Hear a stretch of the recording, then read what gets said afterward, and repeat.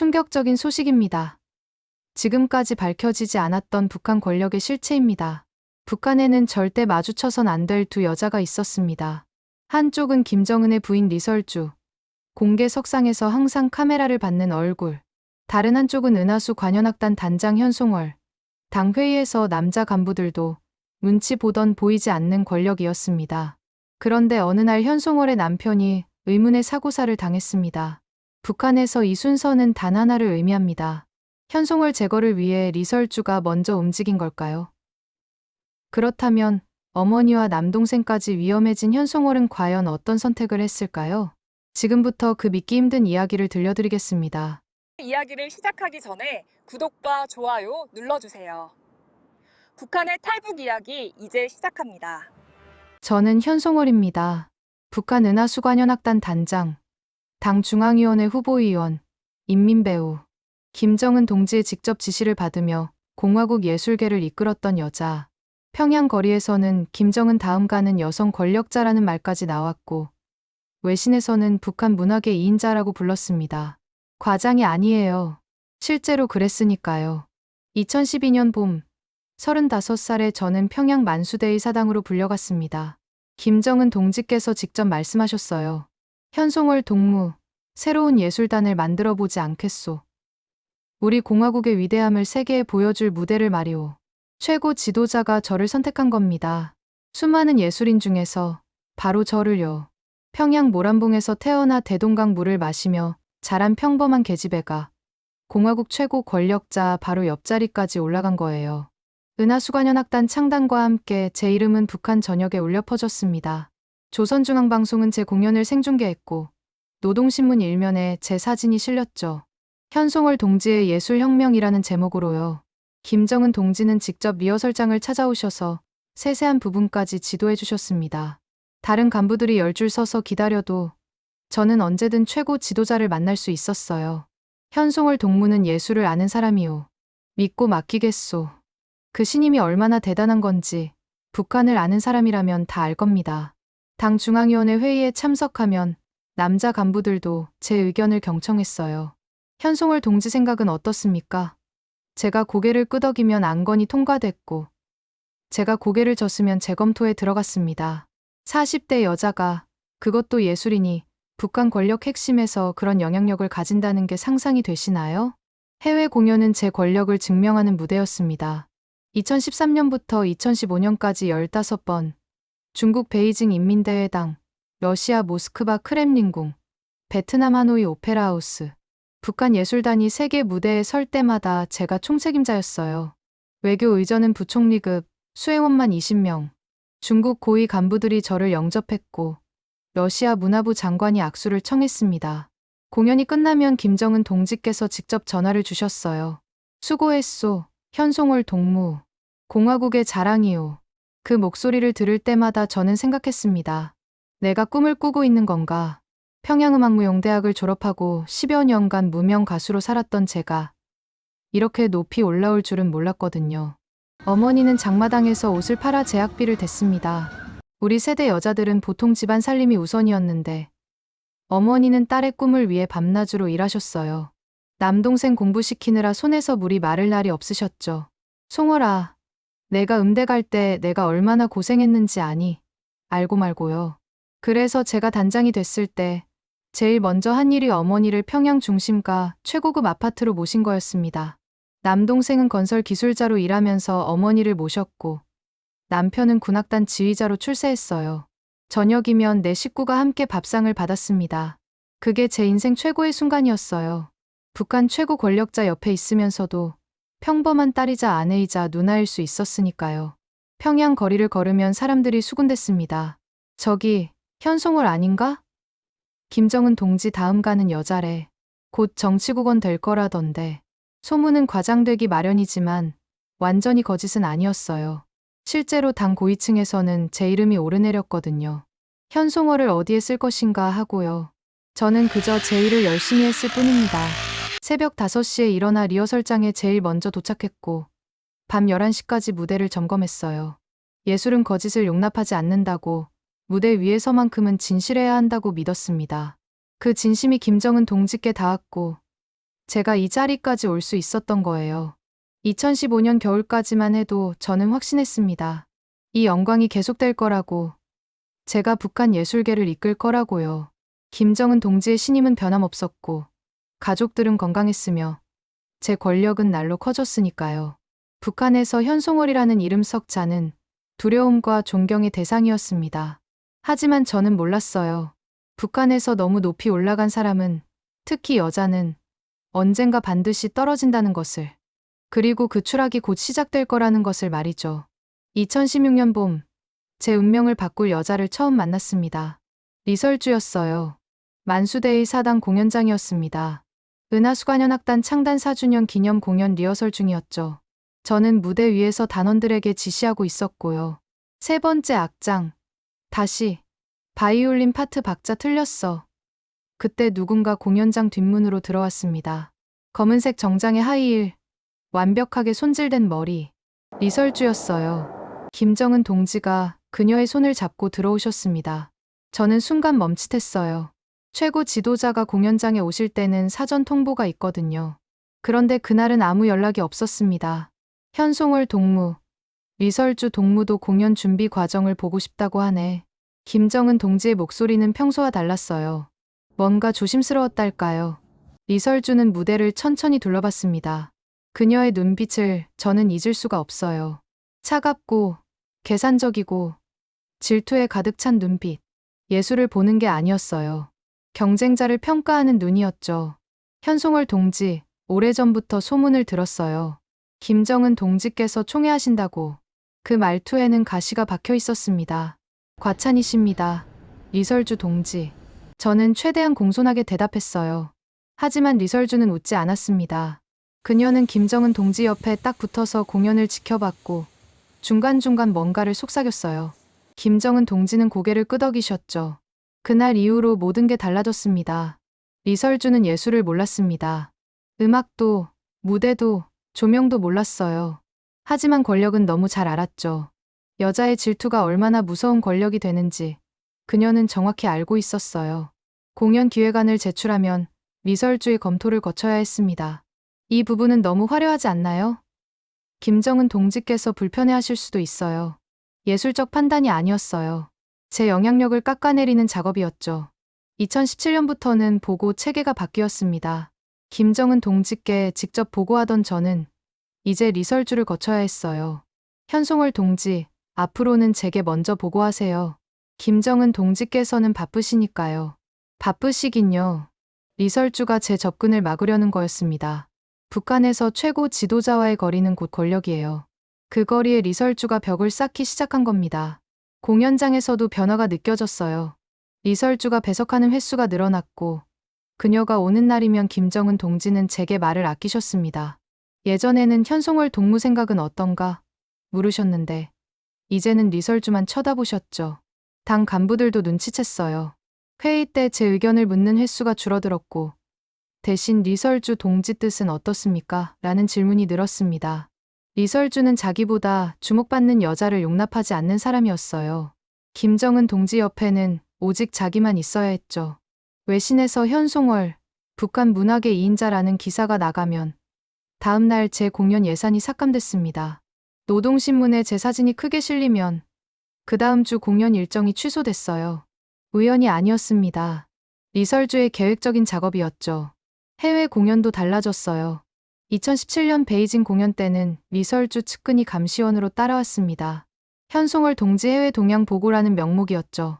제가 중국 간부와 악수하면 보고서에 썼고 공연 후 만찬에서 한 말 한마디도 기록했어요. 저는 북한 문화 외교의 얼굴이었는데 이제는 감시 대상이 된 겁니다. 가장 충격적이었던 건 호칭 변화였어요. 당 문건에서 현송월 동지가 빠지기 시작한 겁니다. 은하수관현악단 단장으로만 표기되거나 아예 이름이 생략됐어요. 북한에서 호칭이 줄어든다는 건 권력이 줄어든다는 뜻입니다. 아니, 더 정확히 말하면 생명이 줄어든다는 뜻이에요. 남편이 눈치챘습니다. 송월아, 요즘 분위기가 이상한데 조심해야 할 것 같아. 남편은 군악단 지휘자였으니 정치 감각이 있었죠. 어머니도 걱정하셨어요. 송월아, 너무 높이 올라가면 위험하다더라. 좀 내려올 순 없니? 하지만 북한에서는 내가 선택해서 내려올 수 없어요. 끌려 내려가는 거죠. 그것도 아주 빠르게. 2018년 가을, 예술단 간부 3명이 숙청됐습니다. 리설주 라인을 따르지 않았다는 이유였어요. 그중 한 명은 제 오랜 동료였습니다. 공개 비판 자리에서 그가 울며 말했어요. 현송월 동지를 따르다가 당의 노선에서 벗어났습니다. 제 이름이 거론되는 순간 저는 알았습니다. 이건 경고가 아니라 예고편이라는 것을요. 리설주는 경쟁자를 제거하는 게 자기 방식이었습니다. 직접 손대지 않아요. 체제가 알아서 움직이게 만들죠. 보고서 한 줄, 회의 발언 한마디, 예산 삭감 하나. 그렇게 천천히 확실하게 무너뜨리는 겁니다. 그리고 그 다음 타겟이 저였어요. 저는 거울을 보며 생각했습니다. 새댁이 시어머니 자리를 차지하는 꼴이로구나. 우리 세대 여자들이라면 다 아는 풍경이잖아요. 아무리 실력이 좋아도, 아무리 오래 일했어도 권력 앞에서는 소용없다는 것. 리설주에게 예술은 도구였고 저는 제거 대상이었습니다. 2018년 겨울, 저는 확신했어요. 이건 시작에 불과하다고요. 리설주는 저를 완전히 지울 때까지 멈추지 않을 거라고요. 2019년, 경고는 곳곳에서 왔습니다. 은하수관현악단 예산이 절반으로 삭감됐어요. 당의 방침에 따라 예술 부문 효율화를 추진한다는 명목이었죠. 효율화요? 리설주가 제 날개를 꺾는 거였습니다. 공연 횟수도 줄었어요. 1년에 20번 하던 공연이 8번으로 줄었고 해외 공연은 아예 중단됐습니다. 당 회의에서 제 자리가 뒤로 밀렸어요.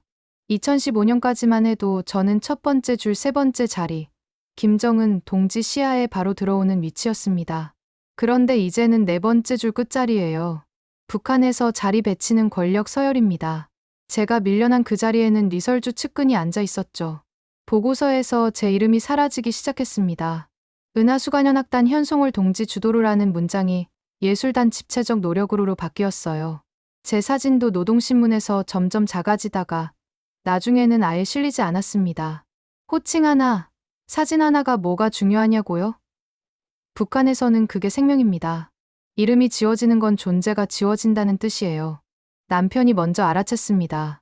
송월아, 이건 위험해. 너한테 뭔가 일이 생길 것 같아. 남편은 군악단 지휘자였지만 정치 감각이 뛰어났어요. 보위부 사람들이 우리 주변을 맴돌고 있어. 조심해야 해. 저는 남편 손을 꽉 잡았습니다. 괜찮아. 내가 뭘 잘못했겠어. 예술만 했는데. 하지만 북한에서는 잘못이 중요한 게 아니에요. 누군가 당신을 위험하다고 판단하면 그게 곧 죄가 되는 겁니다. 리설주는 저를 위험하다고 판단했어요. 왜냐고요? 제가 너무 많이 알았으니까요. 저는 김정은 동지의 예술 취향을 알았습니다.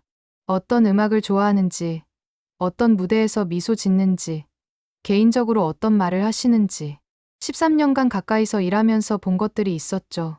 리설주 입장에서는 그게 위협이었을 겁니다. 남편도 자기도 모르는 걸 제가 아는 거니까요. 북한에서 너무 많이 아는 사람은 사라집니다. 이건 불문율이에요. 황장엽이 그랬고 장성택이 그랬죠. 권력 핵심을 너무 많이 본 사람은 결국 제거돼요. 설령 충성스러워도 아무 잘못이 없어도 알고 있다는 것 자체가 위험이니까요.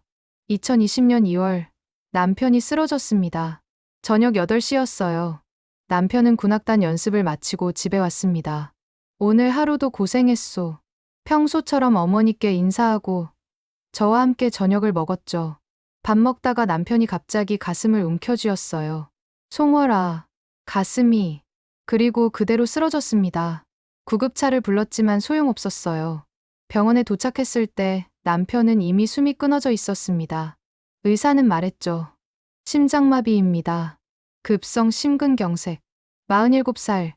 건강검진에서 이상 없었던 사람이 갑자기 심장마비라니요? 저는 남편 시신 앞에서 울지 못했어요. 울면 안 될 것 같았거든요. 장례식장에는 조문객이 적었습니다.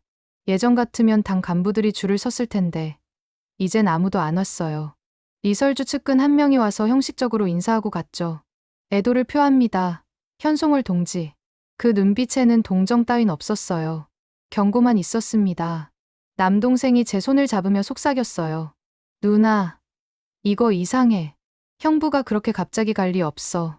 저도 알았습니다. 남편의 죽음이 우연이 아니라는 것을요. 리설주의 경고였어요. 현송월, 다음은 내 차례다라는 메시지였죠. 북한에서 의문사는 흔합니다. 심장마비, 교통사고, 자살. 정확히 알 수는 없지만 다들 알아요. 누가, 왜, 어떻게 죽었는지. 남편은 제 경고용으로 희생된 겁니다. 리설주가 직접 손댄 건 아니겠죠. 하지만 그녀의 뜻이 있었고 누군가 충성심으로 실행한 거예요. 장례를 치르고 집에 돌아왔을 때 어머니가 우셨습니다. 송월아, 우리 이제 어쩌니? 남편도 없는데. 78살 어머니와 40살 남동생을 바라보며 저는 생각했어요. 남편 없이 이 늙은 어머니와 동생을 어떻게 지키나. 보위부가 움직이기 시작했습니다. 남편 사망 일주일 후 저는 처음으로 소환됐어요. 현송월 동지, 몇 가지 확인할 게 있습니다. 확인이라니요. 신문이었죠. 최근 해외 공연에서 누구를 만났습니까? 김정은 동지와 개인적으로 나눈 대화 내용은 리설주 동지에 대해 어떻게 생각합니까? 마지막 질문에서 저는 알았어요. 이건 조사가 아니라 압박이라는 것을요. 리설주가 저를 완전히 지우려는 의도가 보였습니다. 차근차근, 단계적으로요. 먼저 남편을 없애고, 다음은 제 권력을 깎고, 마지막엔 저를 제거하는 거죠. 집으로 돌아오는 길, 평양 거리가 낯설게 느껴졌어요. 모란봉, 대동강, 제가 태어나고 자란 이 도시가 이제는 감옥 같았습니다. 사람들이 저를 피하기 시작했거든요. 예전에는 현송월 동지 하고 인사하던 사람들이 이제는 고개를 돌려요. 북한에서 낙인 찍힌 사람과 인사하면 자기도 위험해지니까요. 남편 산소에 갔습니다. 여보, 미안해. 당신을 지키지 못했어. 이제 나도 곧 당신 곁으로 갈 것 같아. 하지만 죽을 수는 없었어요. 어머니와 남동생이 있었으니까요. 제가 사라지면 가족도 끝이에요. 연좌제, 북한에서는 한 사람이 죄인이 되면 3대가 멸문당합니다. 2021년 리설주의 예술계 장악은 완성 단계에 들어갔습니다. 새로운 예술단이 창단됐어요. 리설주 직속, 그녀의 이름을 딴 단체였죠. 은하수관현악단 단원들이 하나둘씩 그쪽으로 옮겨갔습니다. 저는 텅 빈 연습실에서 혼자 서 있었어요. 당 문건에 처음으로 제 이름이 비판적으로 언급됐습니다. 개인 영웅주의, 당의 노선 이탈 우려. 이건 예고편이었어요. 곧 공개 비판이 올 거고 그 다음엔 숙청이 올 거라는 거요. 저는 거울을 보며 생각했습니다. 78살 어머니가 딸 걱정에 밤잠을 못 주무시는 모습. 40살 남동생이 누나 때문에 위험해질까 두려워하는 눈빛. 6.25 때도 이렇지는 않았을 거예요. 같은 민족끼리, 같은 나라 안에서 이렇게 서로를 죽이는 곳. 남편 묘소에 다시 갔을 때 다짐했습니다. 어머니와 남동생만이라도 살려야겠다고요. 제가 죽더라도 가족은 살려야 한다고요. 그게 제가 탈출을 결심한 순간이었습니다. 남편이 죽고 2년이 흘렀습니다. 2023년, 저는 아직 살아있었지만 이미 죽은 것이나 다름없었어요. 은하수관현악단 단장이라는 직함은 남아있었지만 실권은 모두 빠져나갔습니다. 공연 기획은 리설주 측근이 결정했고 예산 집행은 당 선전부가 가져갔죠. 저는 그저 이름만 올려놓은 허수아비였어요. 단원들도 저를 피했습니다. 낙인 찍힌 사람과 가까이 하면 자기도 위험해지니까요. 당 회의에서 제 자리는 맨 뒷줄로 밀렸어요. 발언권도 없었습니다. 현송월 동지 의견은? 그런 질문은 이제 아무도 하지 않았죠. 회의가 끝나면 간부들이 수군댔어요. 얼마 안 남았대. 명예단장으로 격하될 거래. 명예단장이요. 그건 해임 전 단계입니다. 곧 완전히 쫓겨날 거라는 뜻이에요. 보위부 소환이 잦아졌습니다. 한 달에 한 번씩 예술사업 점검이라는 명목으로 불려갔어요. 점검이 아니라 신문이었죠. 현송월 동지, 해외 공연 시절 외국인과 부적절한 접촉은 없었습니까? 김정은 동지 관련 발언을 외부에 한 적은? 가족 중 탈북 의사를 내비친 사람은? 마지막 질문이 핵심이었어요. 가족을 건드리기 시작한 겁니다. 어머니와 남동생까지 조사 대상에 올랐다는 신호였죠. 저는 알았습니다. 시간이 얼마 남지 않았다는 것을요. 2024년 봄, 소문이 돌았습니다. 은하수관현악단 해체 방침이 당 정치국에 상정됐다고요. 예술 부문 구조 조정이라는 명목이었지만 실제로는 리설주 직속 체제로 완전히 재편하겠다는 거였어요. 저희 마지막 발판마저 없어지는 순간이었습니다. 그때 어머니가 쓰러지셨어요. 78살.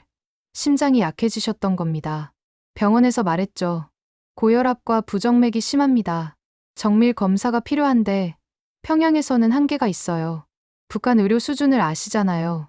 약 한 알 구하기도 하늘의 별 따기인 곳이에요. 남동생이 제 손을 잡으며 말했습니다. 누나, 어머니 이대로 두면 안 돼. 뭔가 방법을 찾아야 해. 하지만 무슨 방법이 있겠어요. 저는 이미 감시 대상이고 해외 나갈 자격도 박탈당했는데요. 그런데 2024년 가을, 기적처럼 통보가 왔습니다. 당 선전부에서 연락이 왔어요. 현송월 동지 북중 친선 행사 차원에서 베이징 공연이 예정됐습니다. 은하수관현악단 명의로 파견될 예정이니 준비하십시오. 베이징 공연이라니요. 4년 만에 처음 듣는 해외 일정이었습니다. 처음엔 의심했어요. 이게 함정이 아닐까? 해외에서 문제를 만들어 저를 완전히 제거하려는 건 아닐까? 하지만 공식 문건을 확인하니 진짜였습니다. 북중 수교 75주년 기념, 대규모 예술단 파견, 리설주의 승인도 있었고요. 그때 깨달았습니다. 이게 마지막 기회라는 것을요. 저는 밤새 계획을 세웠어요. 베이징에는 한국 대사관이 있습니다. 황장엽 선생도, 태영호 공사도 그곳을 통해 탈북했죠. 고위급 인사라면 대사관 망명이 가능해요. 두만강을 건널 필요가 없습니다. 문제는 가족이었어요. 저 혼자 탈북하면 어머니와 남동생은 즉시 수용소행이에요. 연좌제, 북한의 가장 무서운 법입니다. 하지만 만약 가족을 함께 데려갈 수 있다면 해외 공연에는 종종 가족 동반이 허용되거든요. 특히 건강 문제가 있을 때는요. 다음 날 저는 담당 간부를 찾아갔습니다. 동무, 어머니 건강이 좋지 않습니다. 중국 병원에서 치료받을 수 있게 동반을 허락해 주십시오. 간부는 난색을 표했어요. 현송월 동지, 그건 어려운데요. 제발입니다. 어머니가 돌아가시기 전에 마지막으로 효도 좀 하게 해주십시오. 효도라는 말에 간부가 흔들렸어요. 북한 사람들도 부모 섬기는 걸 중요하게 여기거든요. 그럼 의사 소견서를 가져오십시오. 검토해보겠습니다. 저는 병원에 가서 소견서를 받았어요. 환자 김어머니, 심장질환으로 중국 의료기관 치료 필요함. 물론 협조자에게 돈을 쥐어줘야 했지만요. 남동생은 더 쉬웠습니다. 수행비서 명목으로 신청했어요. 단장이 고령이고 건강이 안 좋으니 가족 한 명이 수행해야 합니다. 당에서는 허락했습니다. 어차피 저를 조만간 해임할 생각이었으니 마지막 공연쯤은 편하게 보내주려는 듯했죠. 10년간 모은 돈을 다 꺼냈습니다. 공연료, 해외 수당으로 받은 외화를 몰래 숨겨뒀던 거예요. 중국의 협조자도 필요했습니다. 조선족 브로커를 통해 연락을 취했죠. 베이징에서 한국 대사관까지 차량 준비해줄 수 있소. 돈만 주면 됩니다. 한국 측과도 비밀 접촉이 필요했어요. 예전 해외 공연 때 알게 된 중국 내한국 측 인사가 있었습니다. 간접적으로 메시지를 보냈죠. 고위급 인사 망명 의사 있음. 베이징 방문 예정. 답신이 왔습니다. 대사관에서 대기하겠습니다. 어머니께는 진실을 말씀드렸어요. 어머니, 우리 돌아오지 않을 겁니다. 어머니는 놀라셨지만 이내 고개를 끄덕이셨어요. 송월아, 내가 결정했으면 따르마. 어머니는 딸만 믿는다. 78평생 북한에서만 사신 어머니가 낯선 땅으로 가신다는 거예요. 그 용기가 얼마나 대단한지 아십니까? 남동생에게도 말했습니다. 동생아, 내가 어머니를 모시고 가야 해. 내가 혼자 가면 우리 다 죽어. 남동생은 울었어요. 누나, 위험해. 들키면 우리 다 총살이야. 알아. 그래도 이게 유일한 방법이야. 여기 남으면 어차피 다 죽어. 출국 일주일 전, 리설주가 저를 불렀습니다.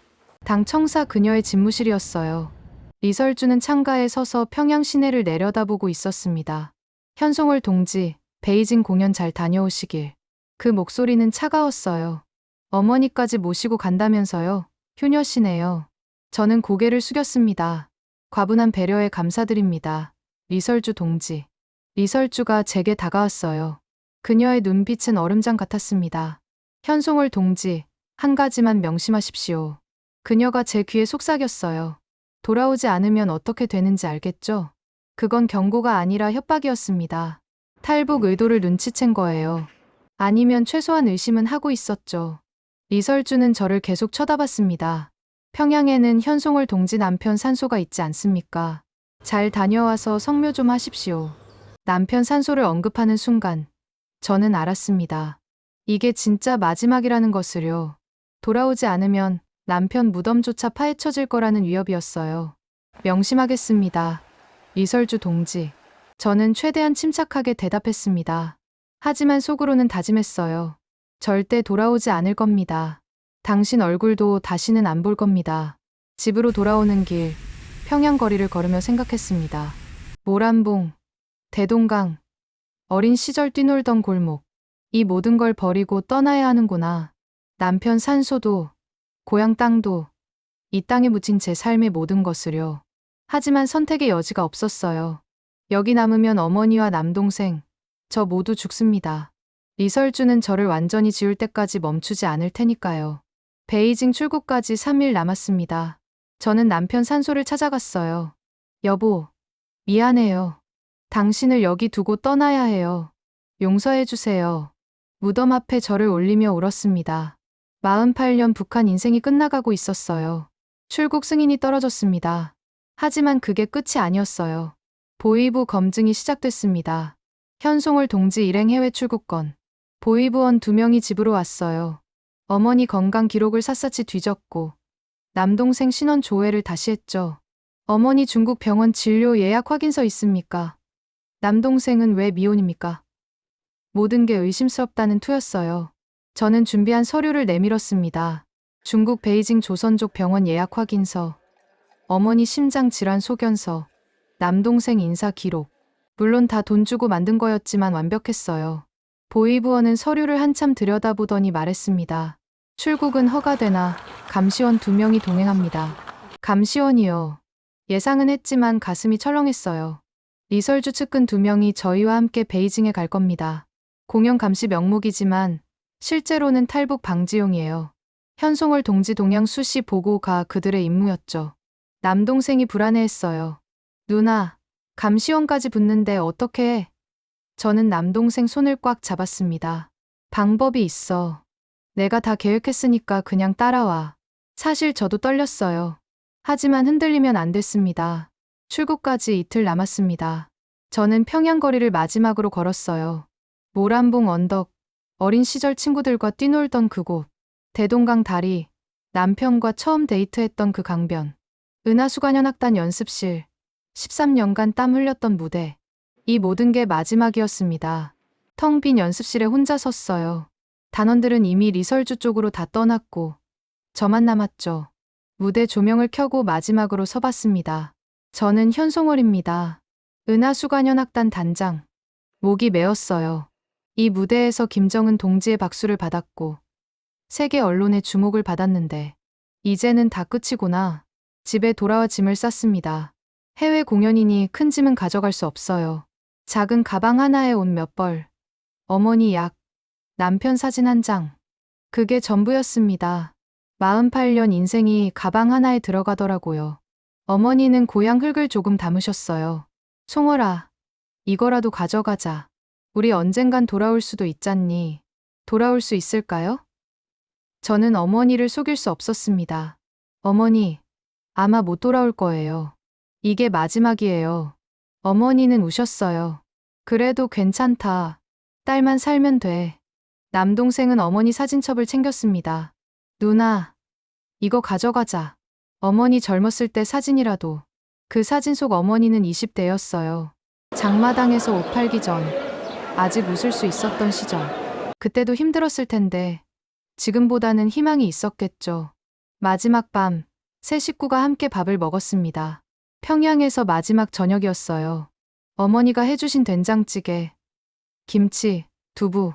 북한 음식은 맛이 없다고들 하지만 저한테는 세상 어떤 음식보다 소중했어요. 잘 먹겠습니다. 저는 눈물을 참으며 밥을 떴습니다. 송월아, 너 이 나이에 외국 가서 어떻게 살 건데? 어머니가 걱정하셨어요. 괜찮아요, 어머니. 제가 어떻게든 할게요. 어머니는 편히 계시기만 하세요. 남동생도 묻었습니다. 누나, 한국 가면 우리 어떻게 돼? 자유롭게 살 수 있어. 감시도 없고 배급 걱정도 없고. 하지만 속으로는 두려웠어요. 한국에 가면 정말 살 수 있을까? 우리를 받아줄까? 탈북자 차별은 없을까? 쉰 가까운 나이에 새 땅에서 어떻게 시작하나? 모든 게 불확실했습니다. 그래도 여기보다는 나을 거예요.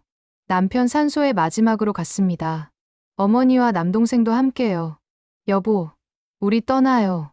당신 혼자 두고 가서 미안해요. 무덤에 절을 올렸어요.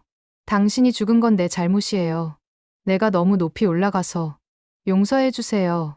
남동생이 형부 산소 앞에서 울었습니다. 형부, 누나 잘 지켜드리겠습니다. 걱정 마세요. 어머니는 손을 모아 빌었어요. 사위야, 저승에서라도 우리 딸 지켜다오. 세 사람이 무덤 앞에서 한참을 울었습니다. 출국 당일 아침이 왔습니다.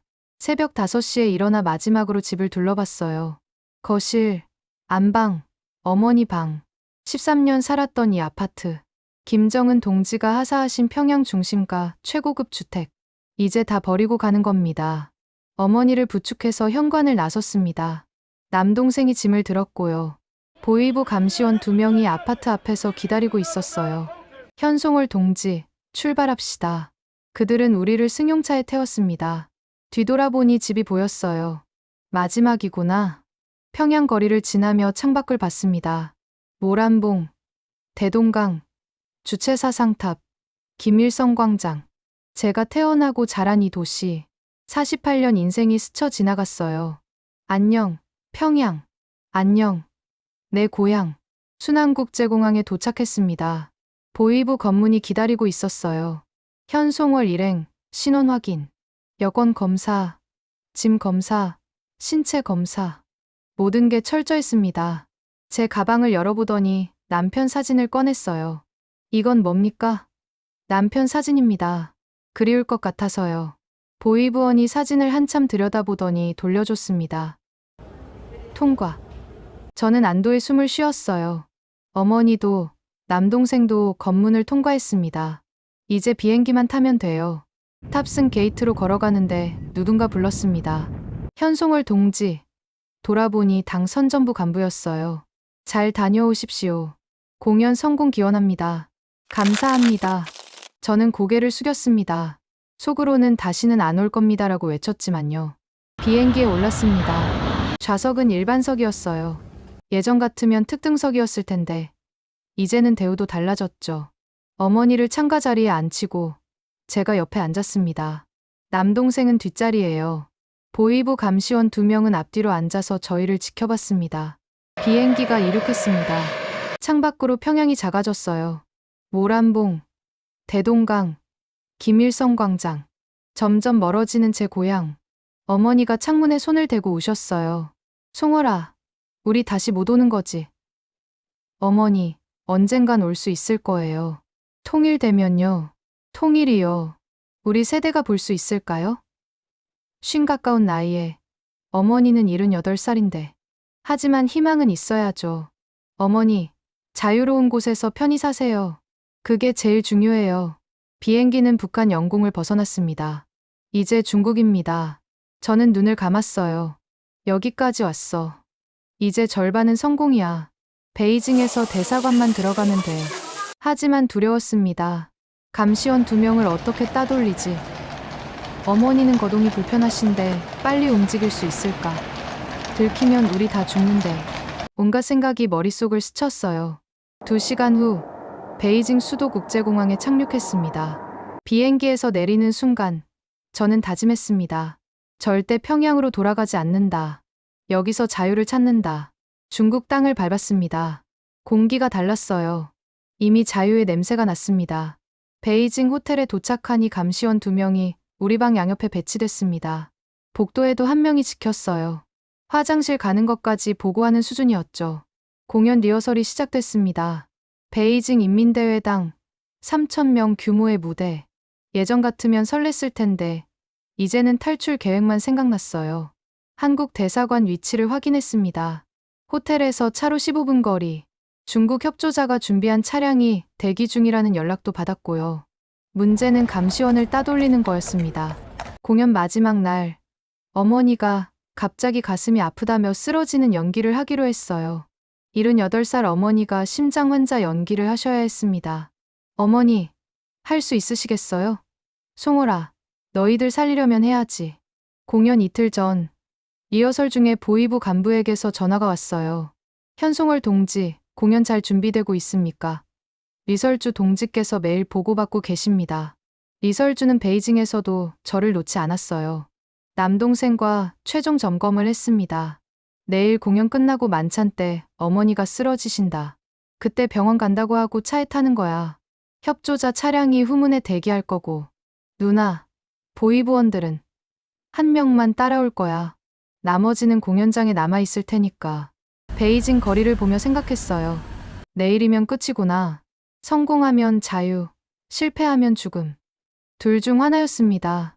공연 당일, 오후 3시였습니다. 인민대회당 무대는 성공적이었어요. 3,000명 관객의 박수. 하지만 제 머릿속은 오직 한 가지뿐이었죠. 2시간 후면 끝이다. 공연 후 만찬장. 중국 간부들과 북한 예술단이 함께했어요. 그때 어머니가 갑자기 가슴을 움켜쥐며 쓰러지셨습니다. 어머니, 저는 비명을 질렀고 남동생이 어머니를 부축했어요. 연기가 아니라 진짜처럼 보였습니다. 78 평생 연기 한번 안 해보신 분이 완벽했어요. 병원 가야 합니다. 저는 보이부 감시원에게 소리쳤어요. 빨리요.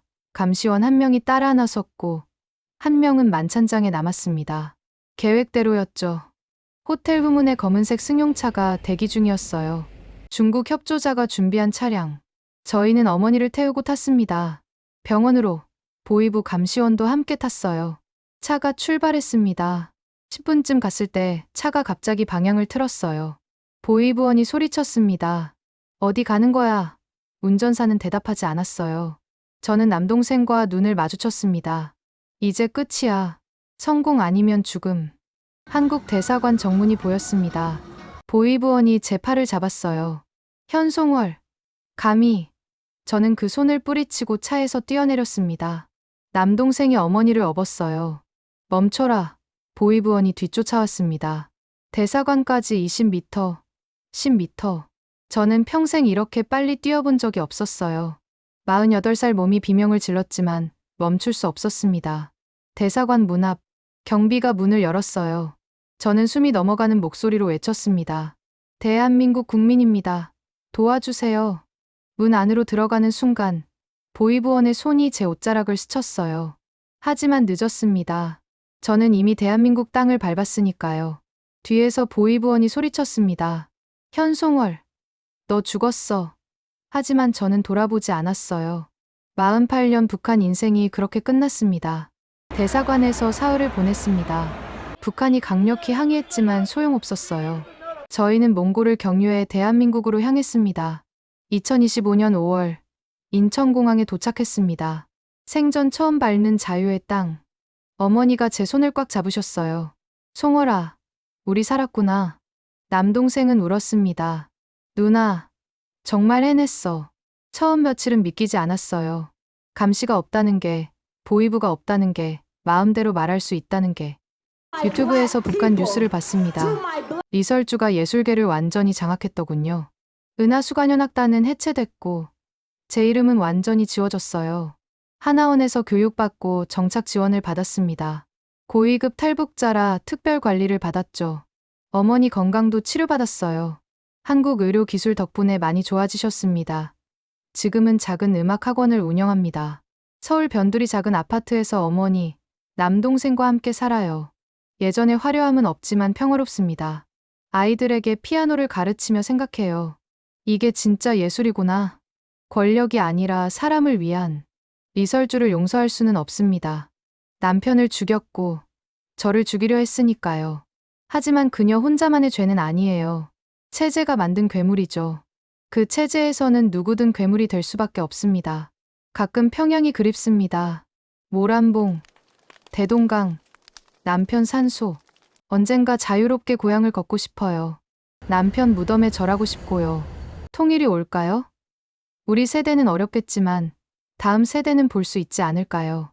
같은 민족이 왜 이래야 하는지 48년 북한 인생과 자유 대한민국에서의 삶을 비교하며 매일 생각합니다. 저는 현송월입니다. 북한 2인자에서 탈북자가 된 여자. 하지만 지금은 그냥 자유인입니다.